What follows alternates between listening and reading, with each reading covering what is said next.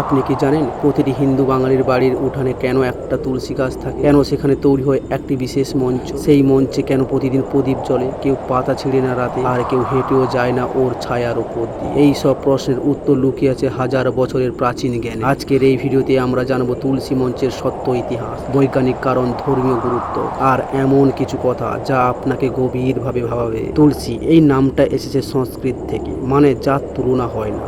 তবে তুলসী কি শুধুই একটি গাছ? না, পুরাণে বলে তুলসী হলেন এক দেবী। তিনি হলেন লক্ষ্মীর এক রূপ, বিষ্ণুপ্রিয়ার বৃন্দা। তুলসীর সঙ্গে শালগ্রামে বিয়ে হয় প্রতি বছর। এই রীতি চলে এসেছে শতাব্দীর পর শতাব্দী ধরে।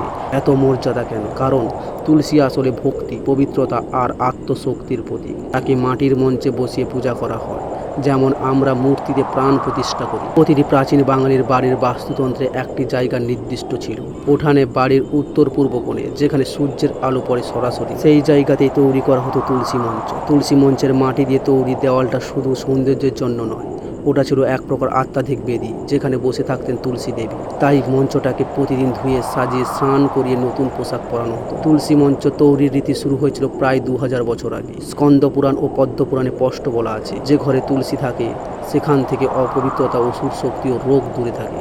বৈষ্ণব ঘরে তুলসী গাছ মানে বিষ্ণু প্রতিষ্ঠা। তুলসী মঞ্চ আসলে ছিল একটি জীবন্ত প্রতিমূর্তি। তুলসী গাছ দিনে 20 ঘন্টা পর্যন্ত অক্সিজেন ছড়াতে পারে। তার পাতায় আছে অ্যান্টিব্যাকটেরিয়াল উপাদান, ভাইরাস ও ফাঙ্গাস নষ্ট করার ক্ষমতা, মানসিক চাপ কমানোর গন্ধ। আপনার বাড়ির তুলসী মঞ্চে যেদিন প্রদীপ জ্বলে, সেদিন শুধু আলো নয়, বাতাসও শুদ্ধ হয়। তুলসী মঞ্চ শুধু একটা গাছ রাখার জায়গা নয়, ওটা ছিল পরিবারের আধ্যাত্মিক কেন্দ্র। সকালে মায়েরা পূজা করতেন তুলসীর, বাচ্চারা বসে থাকতো পাশে, দেখতো কীভাবে ধূপ জ্বলে, কীভাবে ফুল দেওয়া হয়, কীভাবে শ্রদ্ধা জানানো হয়। এইভাবেই ছোটোবেলা থেকেই আমরা শিখতাম ভক্তি, নিষ্ঠা আর পরিচ্ছন্নতা। যখন আপনি তুলসী মঞ্চের সামনে বসে থাকেন, তখন শুধু শরীর না, মনও শান্ত হয়। তুলসীর পাতা চিবালে দুশ্চিন্তা কমে, মনোযোগ বাড়ে, ঘুম ভালো হয়। তুলসী যেন আমাদের ঔষধি, যিনি মন ও শরীর দুই সুস্থ রাখেন। তুলসী ছাড়া কোনো হিন্দু পূজা হয় না।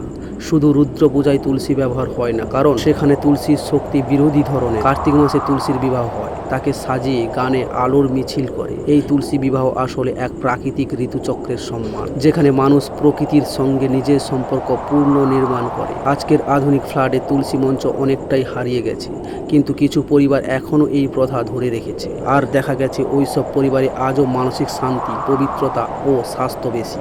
আজ যদি আমরা আমাদের সন্তানদের শেখাতে চাই সংস্কৃতি, তাহলে একটা তুলসী মঞ্চ দিয়ে শুরু হোক। কারণ তুলসী মঞ্চ মানে ভক্তি, বিশ্বাস, বিজ্ঞান আর বেঁচে থাকার শক্তি।